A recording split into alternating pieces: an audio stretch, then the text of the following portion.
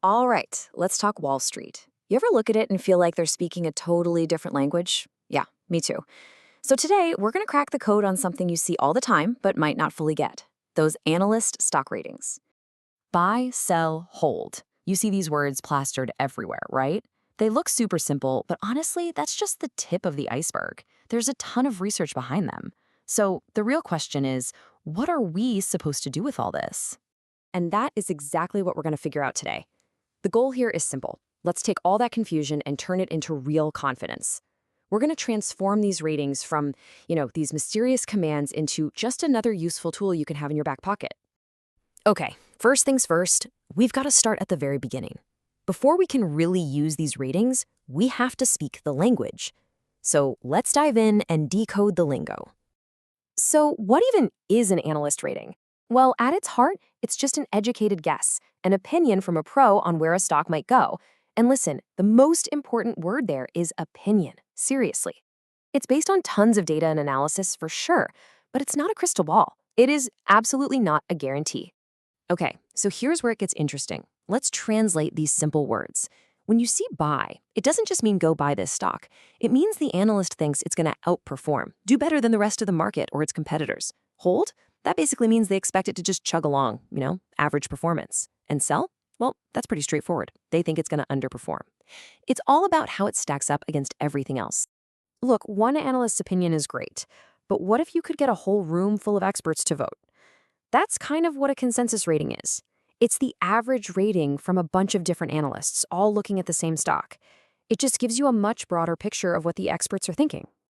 All right, but it's not just about buy or sell. Analysts give us another super important piece of the puzzle: the price target. If the rating tells you the general direction, like head north, the price target is the actual destination on the map. So a price target is pretty much what it sounds like. It's the analyst's best guess for what a stock's price will be down the road. And they're usually looking about a year out, so a 12-month time frame. Now, they don't just pull this number out of thin air. It comes from a ton of complex financial modeling and what they think the company's going to do. Okay, all this theory is fine and dandy, but how does it actually play out in the real world? Let's look at a super simple example to make it click. So check this out. Let's say a stock is trading right now for 120 bucks, but an analyst comes out with a price target of 150. What are they really saying? They're signaling that they see room for it to grow, right? Basically, they think the stock might be a bargain at its current price. Okay, so now we know how to read the map, but this next part is maybe the most important bit of all. We have to talk about the fine print, understanding the limits, because this is a guide, people, not a guarantee. I'm going to repeat this, because if you take away only one thing today, this should be it. Ratings are opinions. They're really smart, well-researched opinions, for sure. But the market, well, the market does what it wants. And even the absolute best experts get it wrong sometimes. So what's in that fine print? Well, a few things to always keep in your head. First, these ratings aren't set in stone. They change all the time as new info comes out. And yeah, analysts can just be plain wrong. You also got to ask, who's the analyst? What's their track record like? Is there maybe a conflict of interest? And here's a big one. Their timeline might be 12 months, but is that your timeline? Does it match what you're trying to do? Okay, let's wrap this all up. We've decoded the language, we've looked at the fine print. So what's the big takeaway? How do we actually use this map wisely? Here's the bottom line. Analyst research is an amazing tool. It really is. It gives you a shortcut to some seriously deep analysis that, let's be honest, most of us don't have the time to do ourselves. It's perfect for getting new ideas and just getting a feel for what the market is thinking.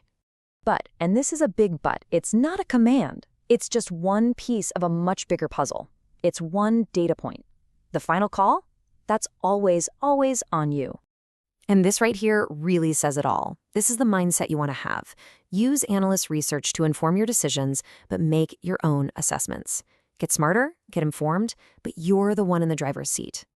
So there you have it. You now have the decoder ring for Wall Street's language.